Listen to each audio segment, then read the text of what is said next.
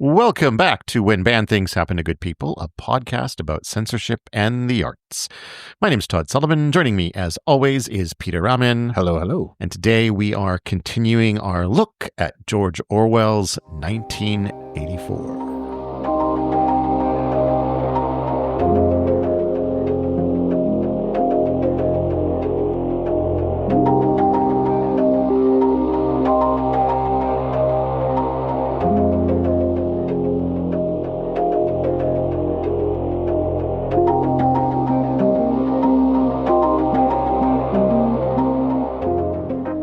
So this was some pretty bleak reading. Yeah. Which, I mean, to be fair, the whole book prepared us for it, but it still doesn't make it easier. No, I mean, it felt like everything prior to this was already pretty bleak. And then we get to part 3 or book 3, and Orwell kind of dials it up to 11. Yeah.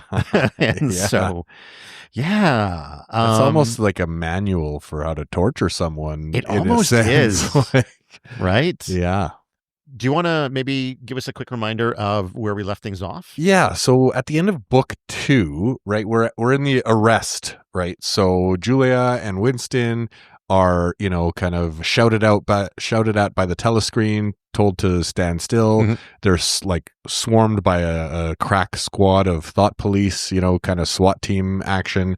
And then they're kind of, knocked to the floor and arrested. And it kind of, you get the feeling of, okay, fade to black, stuff has happened. Right. Yeah. And then book 3 starts with Winston waking up in a cell that he doesn't really know where. He's assuming he's in the Ministry of Love, but he doesn't know. He could be anywhere. There's like I think a very narrow bench. Yeah. That outlines so you can't really lie down or hard to sit. Yeah. So he's frequently sitting until it's uncomfortable. Then he stands up and wanders around till that's uncomfortable. And it's just the perfect level of psychological and physical kind of like warfare happening even just in this holding cell. Yeah. They're definitely not giving him a good time. And this is a shorter section of the book. There's only 6 chapters here rather than the 9 chapters that were in book 1 and book 2. And the end of, I was going to say the end of the last chapter was the last time we see Julia, but that's actually not true. Yeah. We do see her again. We do see her again. Spoiler alert. Spoiler alert. She does not die. She doesn't die, at least not within these pages. I imagine she dies eventually. But yeah. So Winston is... Yeah, go ahead. He's in the cell, right? And he's alone. But then kind of this parade of prisoners starts to kind of come through, right? So you get these like kind of... He describes it as like there's the proles who are how you would imagine kind of drunks in a drunk tank nowadays, right? They don't care. They're irreverent, have no respect for the authorities. The authorities don't seem to care that much either. Right? Yeah. Whereas the party members that come through this cell are very frightened, won't talk to each other, right? Like there's a very much 2 different classes of prisoners that are kind of coming through this cell, and they don't really mix or mingle or anything like that. Yeah. Right. But it creates the sense too that this is a holding cell. Like you said. This is like the preliminary place. Yeah. This is also the first time we hear about Room 101. Yes. Which I think comes from sounds very frightening. Other people books? Coming through the room who are aware of it or who've been there. Yeah, there's someone who's like screams like not Room 101. Yeah. Anything but Room 101. So, but is this a reference to anything else in like science fiction or anything? Like it sounds vaguely familiar, but interesting. I didn't look it up, but I mean it has a very evil connotation to it, but also it sounds somewhat innocuous as well. Well, that's the thing. Like 101 is just like it's like okay, first floor, like room 1. I think maybe some of what's so troubling about it is like this implication that there could be a 102. Yeah, you know, and if room 101 is what everyone's terrible, afraid of, like, what? How many other rooms are there? Or maybe the implication is that they only need the one. Yeah. By the time you get there, they don't even need a 102. Yeah. So, but you're right. I mean, it is both innocuous and terrifying. Terrifying at the same time. Yeah. Yeah. You don't need to worry about that too much. No. if you're well versed in doublethink, it makes sense. Exactly. Winston's not doing well. He's sort of not really sure how long he's been here. I think the lights are on all the time, so it's the whole day-night cycle. At different points, he's like, maybe it's been 18 and hours. There's no windows or anything either, right? Like you can't tell this, what time of day it is or season or anything. And he's hopeful. He's hopeful that someone from the Brotherhood might smuggle in a razor blade or something else for him to. He kind of has this noble idea of like, yes, if I can just get the blade. Right? Yes, I can, And then he kind of starts waffling in his mind a little bit of like, well, wait a minute. If I did get the blade, would I even do it? Like, yeah. And then the odds of getting the blade shrink considerably when O'Brien shows up. Yeah. Surprise, surprise. Surprise, surprise. And it goes back to, what we were talking about in the last episode where, when it comes to these sorts of dystopian worlds and you hear the rumors about, the rebellion or the underground or whatever, and how you can ever trust. Yeah. And it turns out that he couldn't. Yeah. So O'Brien, apparently was trying to get him to confess. Yeah. Trying to get him to basically join the rebellion, join the fake rebellion. Yeah. But even there, it's like an entrapment within an entrapment. Yeah. But you still have to wonder, because he talks about O'Brien at one point, I don't know if it's in this chapter or a future chapter, talks about how, he had written the rebellion book. Yeah.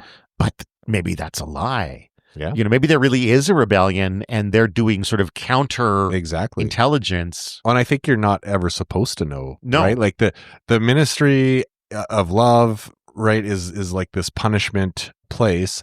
But O'Brien himself seems to, and it's described in the book, he has this very professorial kind of demeanor where he's like lecturing an invisible class or whatever. So he does present like a teacher, but whatever he's teaching, like the lessons he's trying to, in this case, impart to Winston, are they based on truth or are they based on lies? Or is it a mix of truth and lies that, makes the party look good? Like, we don't really know. But exactly. The only thing we know is that O'Brien truly believes it, right? And so that, I guess, is his truth. And then Winston will. And again, I guess that's the from the perspective of the story. The benefit of sort of telling this, purely through Winston's perspective is that we never really know that larger picture. Yeah, it's impossible for us to determine. Yeah. Right. So there could be a brotherhood, and this is how the party fights against it. There might not be the party may have made up the brotherhood just to entrap people, right? Like we don't really know. Yeah. But either scenario, I mean, the party is, kind of taking care of business. Exactly. In terms of bringing these people down. And so Winston is caught in that trap now.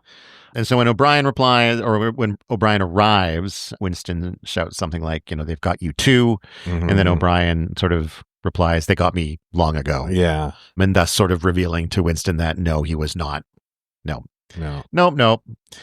Which immediately kind of defeats Winston, right? Yeah. And then a guard basically thwacks Winston around a little bit, and we have another moment of blacking out. Yeah, in the elbow. Yes, it's very weird how like he writes about the elbow pain. Well, it stood out weird. Like if you've ever really smacked your elbow, like not to say that it isn't painful, it's or anything, a solid but pain. It's just it struck me as strange, but I'm sure it would hurt a lot. I think if you had to pick, between like other parts of your arm, I think the elbow is maybe going to be maximum pain. Yeah, for sure. Yeah. and then it doesn't really stop there, right? No. Well, chapter 2, we're going to move into some more beatings. Gets us into an official torture session. Yeah. This in my mind, I mean, like the way, like the guards kind of like beat him and kick at him and stuff like that. Like you got to think like the people in the party, right? Like the party doesn't have a lot of food or nutrition, or like people aren't already overly healthy and like they're in not great in fighting shape. Yeah. So for these guards, like they kind of have to be careful not to go too far, right? Right. Because as we learn later on, the whole point of this is really to break the mind. Yeah. So if you kill someone too early, right, get an over-exuberant guard or whatever, it kind of defeats the whole purpose of this Ministry of Love torture program. Yeah, fair right? enough. So yeah, as much as you hear him go through these beatings and this pain and that kind of stuff, you got to think like these guards are probably pulling their punches a little bit, right? They need to keep him alive. Sure. They need to hurt him, but they also need to not kill him. Sure. Although I guess, it's possible that the guards are also maybe not fed as well as they that's could be. Yeah, so, yeah. Like there's not a lot of power behind the punches. All of society is relative, right? That's true. And that one, Winston, because he ends up strapped into some sort of, I got the sense it was sort of like an electroshock device. Yeah. Kind of Clockwork Orange style almost. Yeah, but they had the eye thing too at one point. Did they have the eye thing? I don't know. I just remember O'Brien had a knob. Oh, the dial that he was turning up and turning down, and I think at one point they did a thing where they actually put the things on his temples, and a thing in his mouth that probably was actual electroshock. Yeah. But it was still, I imagine, they probably have a pretty good sense of like where that dial needs to go. Yeah. And mistakes happen from time to time, but I assume so. Yeah. Well, actually, according to the party, there's never been a mistake, but of course. And this is where O'Brien starts sort of pushing into the believing things that your eyes tell you are not true, right? With the holding up 4 fingers. Yeah, the 4 and 2 plus 2 is 5. 2 plus 2 is 5. Yeah. And trying to get not just acquiescence, but actual internal changes to Winston's trying to reach a point where Winston is able to believe that 2 plus 2 is 5. Yeah. Or that holding up 4 fingers are 5 fingers. Yeah. Which he doesn't want to do. Yeah. I mean, he is stubborn, right? I mean, we know from what we saw in the first 2 books that he's an intelligent man that's picked up on the, difficulties that actually exist in this current system and has, tried to at least fight against it, right? So he's having from just the start of this, a difficult time in terms of mentally wrapping his head around this, because it's, his whole life has been about, holding the evidence and proving them wrong, right? Yeah. And being kind of against the party. So yeah, it takes a while to kind of break through that. But even then too, I think it wouldn't necessarily matter whether or not Winston were to say, fine, it's 5 fingers. No, they need to know because that he believes exactly, it. Yeah, exactly. And that's where, which I think at one point he does say, it's 5, and O'Brien's like, I don't believe you, and turns up the dial, right? Yeah. So it's one of those situations where it doesn't matter. There's you can't fake your way out. You can't fake your way out. I don't know how they tell. How they tell. Well, we can infer maybe from the earlier parts of the book that they're very good at reading micro expressions and things like that, right? Yeah. Everyone works really hard to hide their true, internal feelings and that kind of thing. But I think O'Brien even mentions it, you can't lie to me. I can see, and see it in your eyes. It might require being able to see the moment when the break happens, right? When you break the spirit. Witness it, yeah. Uh-huh. And through this, Winston asks at one point about Julia, and O'Brien tells him that Julia basically gave him up immediately. Yeah. Of course. Asks whether or not Big Brother actually exists, which is more of a... Gets a weird answer there, right? Yeah. Not really a real answer. Yeah. Right? Which again, kind of feels appropriate for the book, because it does feel like you can't ever truly know. Almost like O'Brien probably isn't, it's not in his pay grade to know. Yeah. He's just the Ministry of Love guy, right? Yeah. He doesn't know the upper stuff. Yeah. Yeah. And then Winston asks about room 101. What waits in room 101? You already know. And O'Brien says you already know. Yeah. Which I think is putting a lot on Winston. He's a smart guy, but I mean, I don't think his brain is built to understand torture and that kind of thing. But right? I wonder whether or not that's an element of the torture as well. To not answer, but to say to just and then it let your mind wander. Exactly. Yeah. It's that horror movie trope of it's more effective when you don't show it exactly, and you let the imagination wander. Wild. Yeah.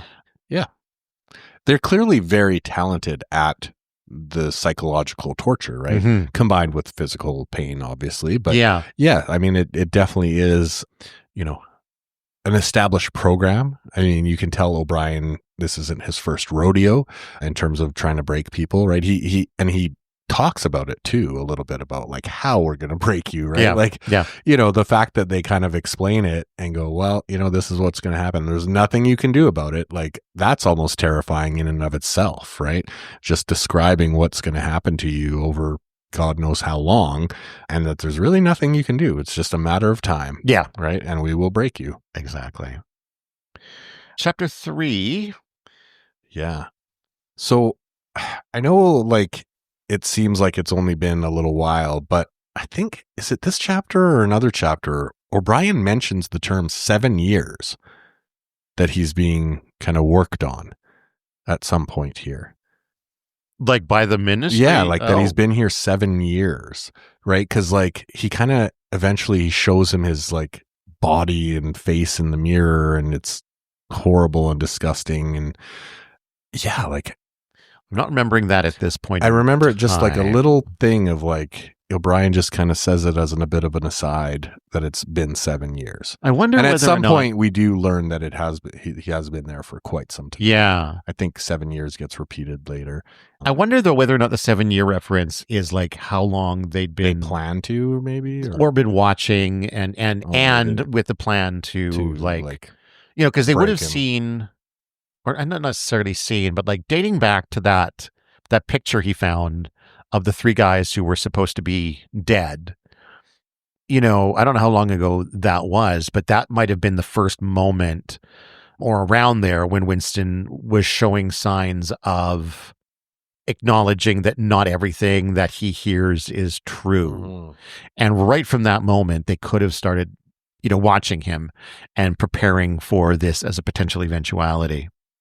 Possibly. Because I didn't get the sense that he was in this prison or this torture system for 7 years. That just doesn't feel months, maybe even up to a year. But I'm gonna try and find it. Yeah, maybe. Yeah, so he talks about the book. I'm gonna have to reread this whole chapter here, but this is the chapter where he does like reveal how he looks in the mirror. Yeah. I don't know. Maybe that's later on. Maybe. That the 7 years is mentioned.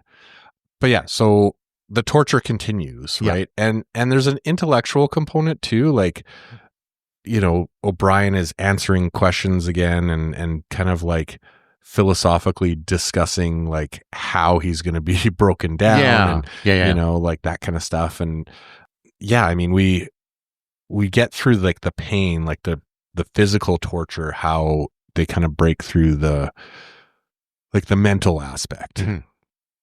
Well, and there's a moment where, O'Brien talks about how, or I guess Winston says that like they can't change reality, physical world, right? Yeah. And O'Brien responds by saying that reality only matters in the mind, and that they can control. Yeah, exactly. So as long as they get rid of records or whatever, right, they can control what's in the mind. And, and it's interesting because it's, obviously Winston is, strapped down and he's being tortured, but it's like this intellectual battle almost between the two, and O'Brien's clearly winning because any argument that Winston throws at him, O'Brien can conquer or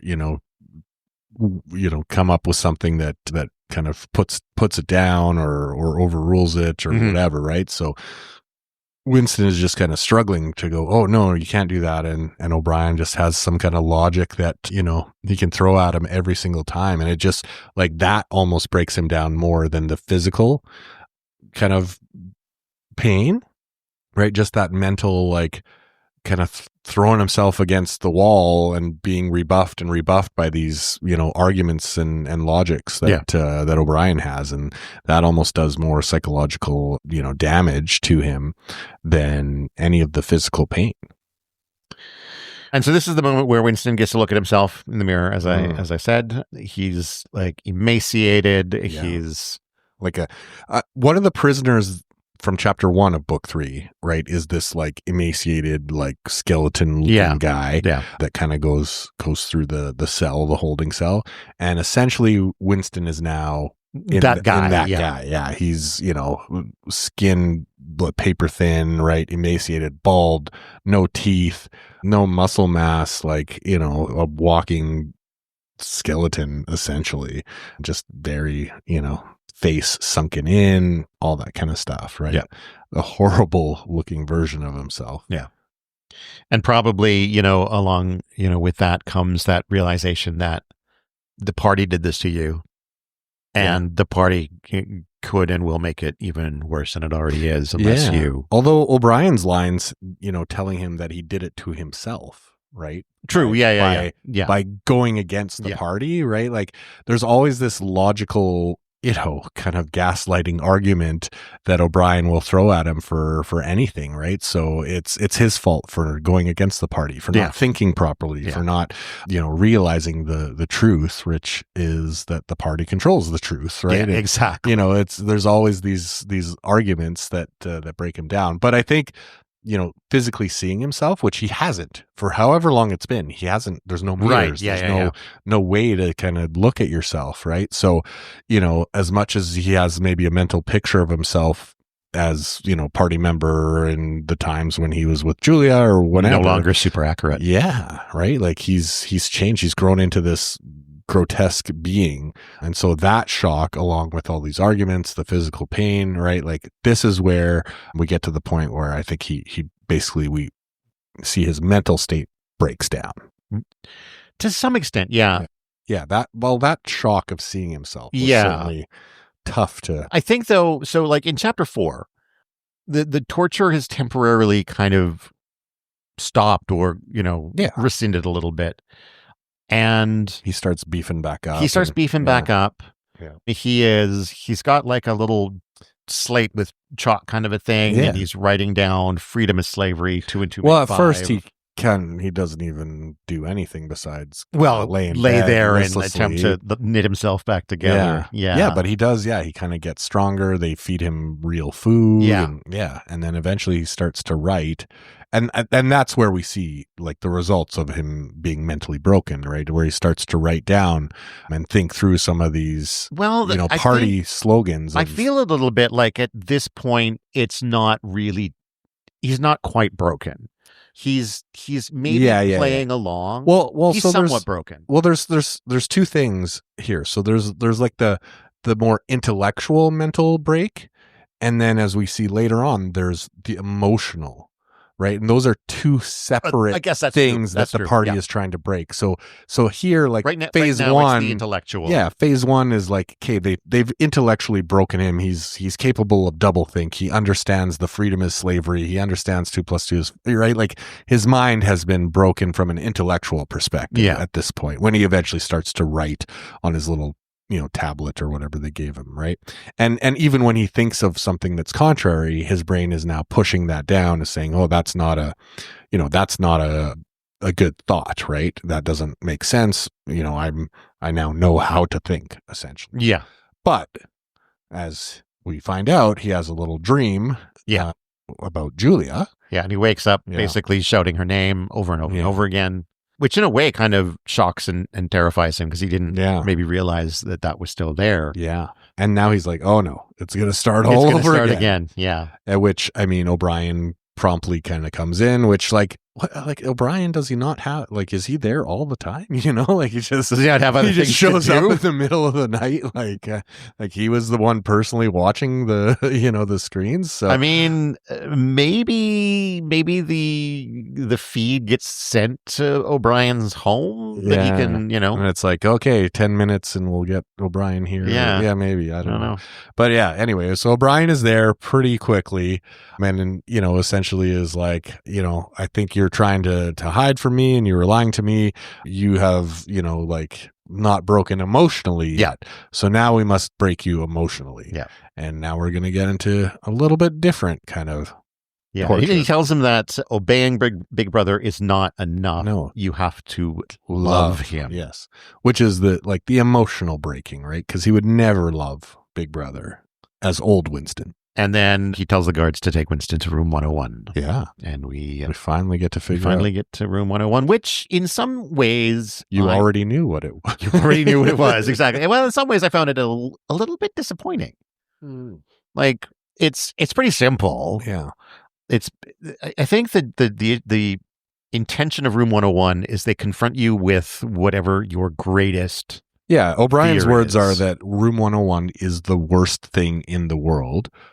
Again, that changes by person to person. Yeah. Right. So they, and I think, when we talk about them being tortured and in this facility for however long it is, part of, I think what they're getting through in terms of trying to break people down mentally is they're trying to also discover like their worst fears and the one thing that can break them emotionally. Right. So but I don't know that, because in Winston's case, it's rats. Yeah. And I don't know that there was reason to think that that came out of the torture. No, certainly not what we witnessed for the communication between him and O'Brien. Right. But he did have an aversion to rats in the room above the shop, which they were watching. Yeah. So that could have been, and again, I guess you're right. It could have come out in torture as well. Yeah. But it feels more like we're meant to see that they got it from... Yeah, and they've been watching him for forever. Yeah, and there's no secret is safe. There's no secret. Right? Yeah. Safe, yeah. Yeah, and he does, and so O'Brien does mention that, sometimes the things that people are afraid of could be, being buried alive or something fatal, but he says sometimes it's something that's not fatal at all. Like, it's just the one thing that for that person is just untenable that they can't put up with, which, like, for, and he doesn't explain, but, like, it could be somebody who just doesn't like feathers or whatever. Like, it's just whatever it is for that person, that's the thing they focus in on. And I think it's also a matter of taking that thing and again dialing it up to 11, because in the case of Winston it's rats, but it's not just a matter of like putting rats in the room with him. No. He's getting this sort of cage on his head, classic rat face cage. That like the rat's going to be put in the other part, and there's going to lift up the little barrier, and the rat will come in and like and they're like hungry rats. The hungry rats as well. Burrow into your face. And, exactly. Yeah. And so when that is presented to him, like the thing is put on his head and blah, blah, blah, blah, blah, he basically starts shouting, "Do it to Julia." Yeah. Like the ultimate, emotional kind of collapse and betrayal, right? Like because he had been during this time holding on to his love for Julia secretly, in his core.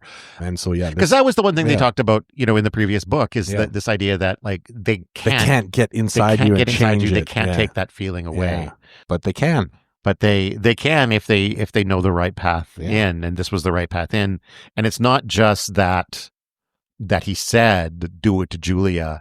It's that he meant it. Yeah. And they know he meant it. Well, I mean, I guess it would continue if they didn't, right? I guess that's true. Yeah. I mean, obviously the only thing that really matters, I think, from the narrative perspective is that we know it, and we know it because he acknowledges it himself. I don't think it's in this chapter. I think it's in the next chapter that he acknowledges it. When he meets Julia again. When he meets Julia again.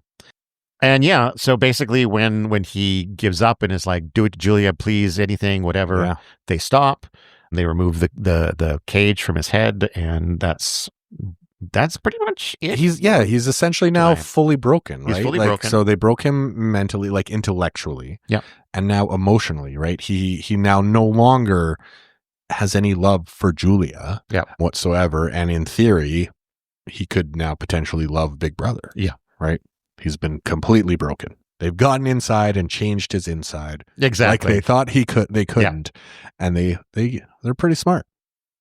And chapter 6 is, in a way, kind of a bit of a mirror to chapter 1, I think. It's giving us a look at an average day in the life of this now broken Winston. He's at a cafe. He's enjoying his victory gin. I don't know if enjoying is the right word.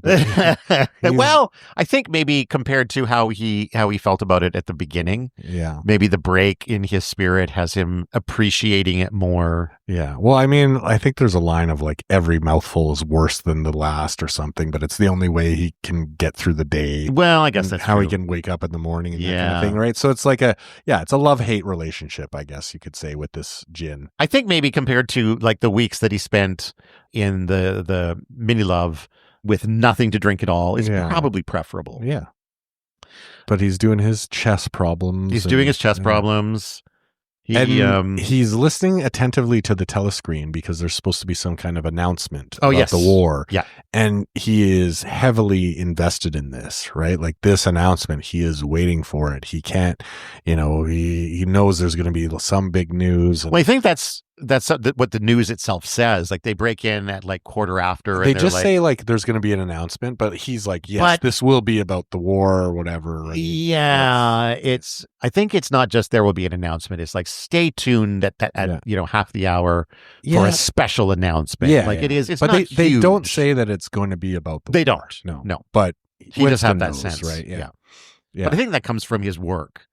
Like he knows. Yeah, he's still the kind of tied into the Ministry of Truth. He's not actually doing that work anymore, but his experience with it means he knows the ins and outs of how they do that. Yeah. This news / propaganda is propagated, right? For sure. But he still does have a job, so we find out he's making really good money so he can afford to be at this cafe. It is an odd job though, isn't it? I don't remember what he's it was. On a committee of a committee talking about commas, right? Like a subcommittee of a subcommittee, whether they fall outside or inside, whether commas should be inside or outside of parentheses, and they're writing these treaties and memoranda, and sometimes they argue with each other, and so. But the thing about it is, you get a sense. Part of me thinks it would be pretty cool to get paid to just argue about where that comma goes. Well, yes and no. I mean, I guess after a couple of weeks, maybe your job satisfaction goes down, and you're like, you're not getting anywhere. The one thing we do learn, though, is that this whole committee is made up of similar people. So people that have been broken in the same way, right? So sometimes they're completely listless and do nothing. Yeah. They only meet infrequently as well, and they're paid for this, committee work, and sometimes they get really into it and they're spend hours arguing about this and writing these arguments out and memoranda about what should really be happening, and putting in requests to higher ups about this important comma work, right? Because this is all part of the 11th edition of the newspaper. The 11th one. It was the 10th when we right. So he does work, like he's part of society, but also he is withdrawn, right? He sits by himself. No one cares to join him. Yeah. He's on the fringes of society, even though he has ostensibly on the surface a much better life than he did before, right? He's got money, he's got the surface, easy work, like in the best cafes and all that kind of stuff, right? But he's just, really a broken shell of a man. And then we get a flashback to when he remembers bumping into Julia. Yeah. And is not afraid to walk up and engage. There's this feeling that, like, even if Big Brother was watching, they don't really care about him anymore. They know they've broken him Yeah. completely. Yeah.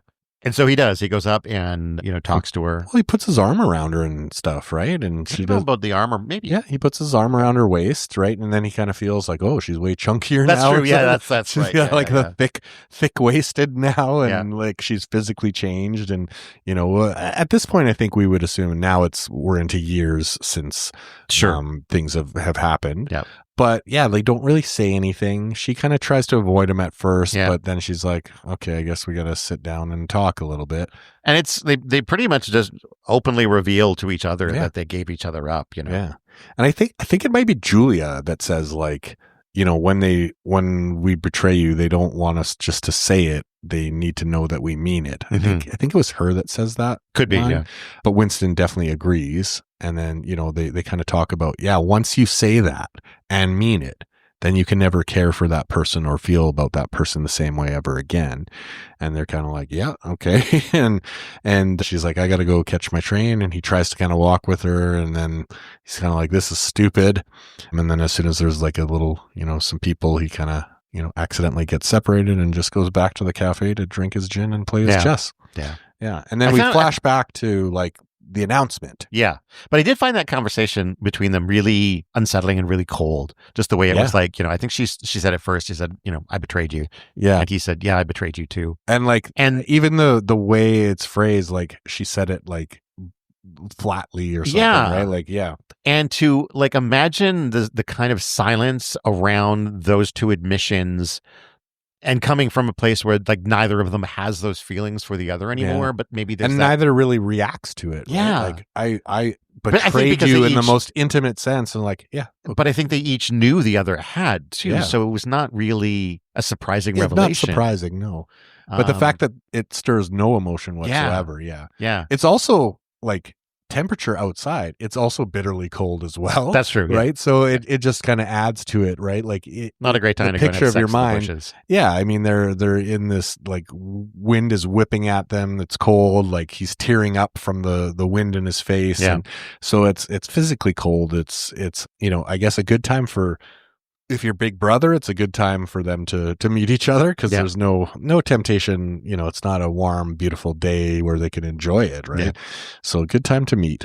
And I think one of them does say, we should meet up again. They both do, yeah. They're like, we should meet again. There's also that sense of it's probably not going to happen. Yeah, it's like when you meet a friend from like high school that you weren't really friends with. Yeah, we should hang out sometime. Yeah. So they say, oh yeah, we should meet up. We must see each other again. They both agree, and then they essentially part ways, never to see each other exactly again. And so then we flash back to broken Winston sitting in his cafe waiting for this announcement that and he in his mind, the picture that we get into his mind at this point is that he is worried about the state of the war, right? Like, he hopes that the party has made some kind of maneuver, but he feels like there could be a defeat looming, right? So there's a lot hanging on this, right? And the way it's built up is that, this particular battle or this announcement could swing the war potentially, right? Because it involves control of Africa, and it could potentially be devastating to the party and to Oceania. Yeah. So the announcement comes, and lo and behold, success. Oceania has actually, snaked around from behind and broken the enemy lines. Unbelievable victory. What are the odds? Absolute victory. They now control Africa. And just, Winston was like, how could I have ever doubted Big Brother? Right? Like, obviously this, Big Brother is infallible, and, how he's looking down on himself for even having the doubt creep into his mind that it could have been defeat. And then kind of the very last thing he looks up at the giant poster, right? And he loves Big Brother. Yeah. And that's the end. Yeah. So, pretty depressing. For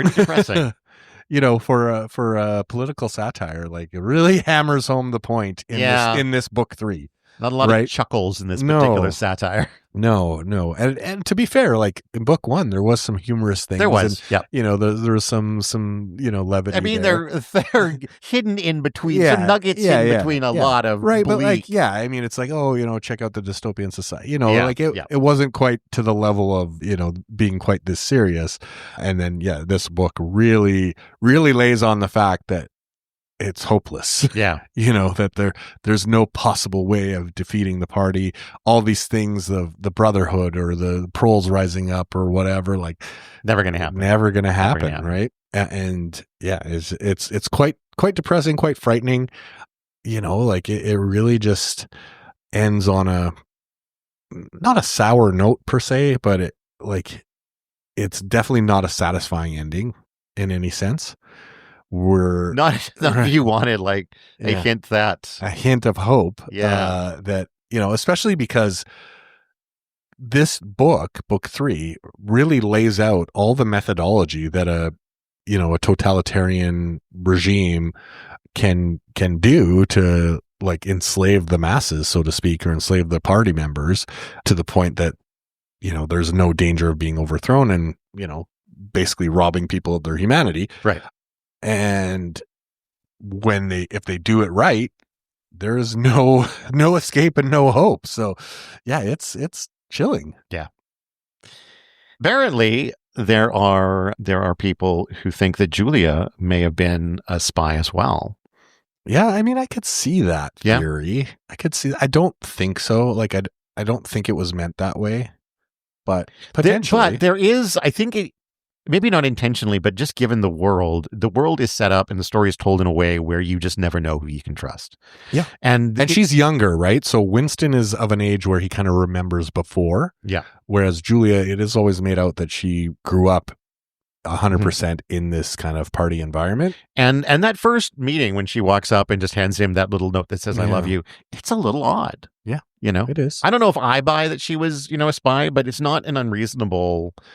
I think from her personality, I think we got an honest view of her personality, that she was really just more like coquettish and like understood the party, but like, I know how to operate in it and I'll do my own thing. And like, I don't need to take it really seriously. And she probably would have never dreamt of joining the Brotherhood if it weren't for kind of Winston pushing her that way. You know what I mean? Yeah, no, that's true. Like she would have just kind of continued on with her, lifetime of love affairs of, slipping people notes and taking them to the meadows, right? Indefinitely. But Winston was a bit of a different breed. And I don't think she necessarily knew that, but obviously once, O'Brien's network, were paying enough attention to his conversations with Julia, because he would kind of converse with her about, have you thought about this of the party? And she's like, nah, I don't care. Like, I just do whatever I want. But he was certainly proposing these ideas, right? And after that is when O'Brien made his overture of, here's my address and come over. Right. So, she maybe was an unwitting tool of the kind of entrapment of the party, but yeah, I mean, I think we get an honest view of her personality and she's just not that interested in that. Right. Yeah. But maybe she's an insanely good actress. Who knows, right? Like maybe she really is. But I think when we see her at the end, when they meet at the end, right? Like I think that kind of tells you that, because she looks like she has been through the same process. Yes, I'm inclined to agree. But I think it's interesting that it's a book that is told in a way where you can have that question and not be sure. Yeah. And even as we talk about it now, like we can't be sure either. Yeah. Right. I mean, there's no way to be sure that like O'Brien maybe once was a member of the Brotherhood. Yeah. And they broke him and his kind of punishment is to utilize his skills in this way. And pretend to be a part of the Brotherhood in order to get potential. Yeah. So yeah, it's a bleak book with a lot of the bad guys win. The bad guys win. Like the bad guys win, and that's never fun. That's never fun. I mean, it's also not unless you're a bad guy. It's also not great that like there are these similarities, as we've discussed, of what's going on south of the border. I did remember hearing in the last couple of days that Trump is building the Ministry of Love. No, no, it was a story about like the jobs report that came out that Trump didn't like, so he fired the guy responsible for the jobs report. Yeah, I mean, I can't think of anything much more Orwellian. Than that. Like that's exactly how I imagine the first step on the road of altering the truth. Yeah, that's like the whole Ministry of Truth. The Ministry of Truth is going. Yeah, I don't. You like, just think back to the hurricane map thing where he drew the extra hurricane stuff and like, no, it's like this, right? Yep. Like, yeah, it's certainly not outside of speculation. Like this news, so we fire the guy who's responsible for the news and create our own version. Put in somebody who will lie in a way that appeals to us. Yeah, I mean, I gotta think that Trump has read this book and he's a fan, right? Like he's like, yes, this is another good, like, blueprint book I can use. Probably not Trump. Wow. I mean, I would think maybe somebody he's maybe read the Spark Notes or the something. Spark Notes. It would be what's the Trump's advisor guy who's always looks like not Bannon or the guy that looks like a creepy vampire. Stephen Mueller? No. Stephen Miller. Miller? Yeah. Mueller was the guy that investigated the Russiagate stuff. But yeah, Stephen Miller. I wouldn't surprise me if he read this as a... Stephen Miller looks like how I imagine Winston seeing himself in that mirror. Right? Just like a bald skeletal. Yeah, maybe a little scrawnier. Yeah. Maybe not quite as well fed. Yeah. But yeah, it's worrying how easy it is to see parallels between this and the United States. And that's... Well, and then also like the tariffs and the bullying of other nations and the whole even against allies, right? Trying to set up these adversarial relationships, right? So that it's always an us versus them scenario, right? Like, when we do get the book narration in book 2 of like how these systems are created, right? Like that's one of the things is we need this existential threat all the time, right? To bring people together. It always has to be an enemy. It can change. The enemy could change, but there always has to be one, right?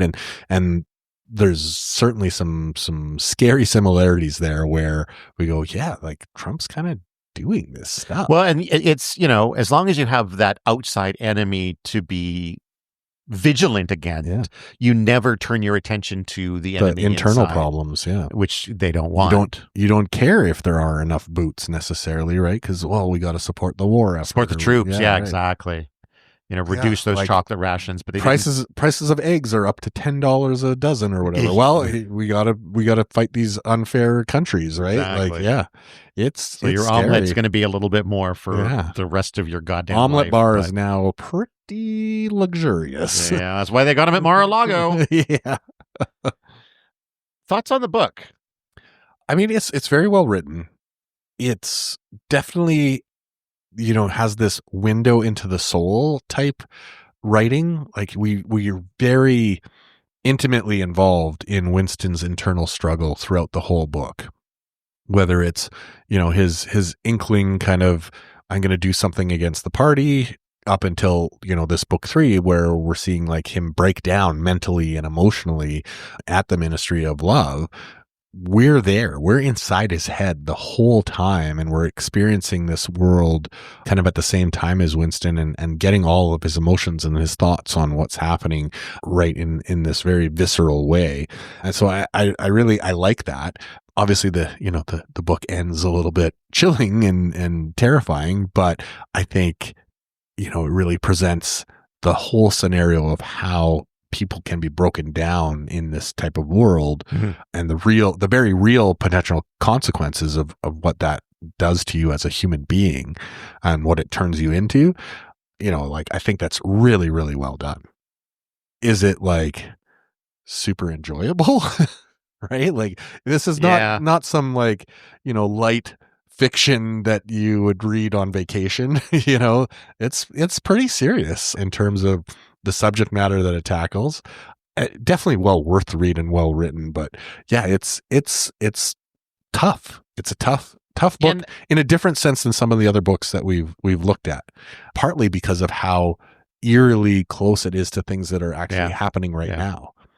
How about yourself, Todd? Well, I really enjoyed it. I think it's really well written. It's, in as much as like writing can be a color, it's very gray. It is so a dark gray, ashen and gray and bleak. Like, in my mind, I'm just seeing every character, their clothes are different shades of gray. These gray and their overalls, you know, like already a gray. Like, even when they're blue, they're gray. You know, and maybe the Big Brother posters have, you know, splashes of red on them. I actually don't remember, but it wouldn't surprise me if, you know, that's sort of the only place where there was color. Yeah, I'm trying to think. To sort of, I think it's just an imposing face with a black mustache, right? I think so. Maybe the words have color. I don't know. Yeah, I'm just telling you what. But the world is bland. What the prose elicited. Yes, what the prose elicited in me, a pronounced lack of color. Yeah, and it's unless you're a prole, then you maybe get a bit of color.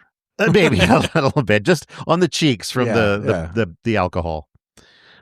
And it makes you pause and think about, you know, the time that it was written in, you know, just a few years or less than a few years after. When did World War II end? I think he started writing this near the end of World War II. Or at some point, right? At a time when he had sort of just seen the end of a kind of fascist government in Germany and Italy and that sort of thing, and the havoc that wrought upon the world, right? And penning this as sort of like a warning, not just of what could happen again, but like, what if that system won? Yeah, what would that society look like?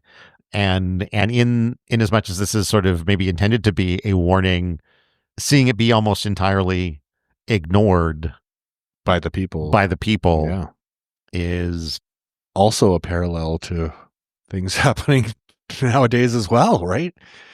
Like, people are ignoring what's happening, right? Like, you're just letting it happen, right? Like, it's So anyway, Yeah. Want to leave people on a real high note here. You gotta leave people on a real high note. So, yeah. But I mean, it is a well put together book. It reads really well. It's tough to put down. It is, right? It is quite hard to put down. It flows really well, and you're always like, what is going to happen next? Either to Winston or what's he going to kind of think? How's he going to kind of proceed in this world? It's a page turner. Even like. So where there was a section of the book that's like a textbook within the book, right? Like even that was pretty compelling as well. Yeah, right. Like you're kind of like, oh yeah, like they're really laying out the whole kind of structure of how they kind of pull this off. And maybe that probably wasn't my favorite section of the book, no, but it was pretty. Even that was, you're still compelled to like learn more and dig into this world, and I think that's why it works as a political satire and a warning, is that, well, I think the other thing that, go ahead. Well, I just want to say, like, the way that it works is like, it's so compelling in terms of the desire to kind of see how could any party do this, right? How could they turn this world into this, dystopian world, that like that warning of, we shouldn't let this happen. I think, it really heightens the kind of threat level there. And you go, yeah, like I'm going to look out for these signs, and I'm going to, try and stand up to this if I see this happening in my world, right? I'm going to take this seriously because you're so involved and gripped into this story. But like we just said, like there's people, I don't know if people had to read this in school or if it's still part of the curriculum, but I think that used to be. I think it has been in the past, right? So like there's people out there that have read this book. It's certainly a popular enough book. Yeah. And there's still people out there kind of ignoring things that are happening in the world and just kind of letting this stuff happen and these systems start to materialize. So yeah, it's scary. The difficulty is, I think, for a lot of people, certain books that you have to read in school, I don't think that the average person is capable to it, or is necessarily even capable of truly appreciating it. You know what I mean? Okay, yeah. And I think I understand the desire to introduce kids to dystopian quote unquote. Well, I was going to just go with general quote unquote literature. Okay, but I do think something like this, like if I did read it when I was 12 or 13, when I know for a fact I bought a copy, I don't think I was able to get as much out of it as I did now. And I think I was a pretty smart kid. Yeah. But just these ideas of fascism and more than the idea of sex as a retaliatory act, these are complex ideas. And I think it goes back to even, you weren't part of that episode, but Of Mice and Men, another book that we've covered on this podcast that I think is very good, probably has been included in school curriculums. Yeah. But again, I don't know that the average student is going to get much value out of it. Yeah. So, like, just because of the complexity of of it. Yeah. There's a surface story, and then there's a complex. Yeah, I think I agree with you there, because I, like you, read this when I was relatively young as well.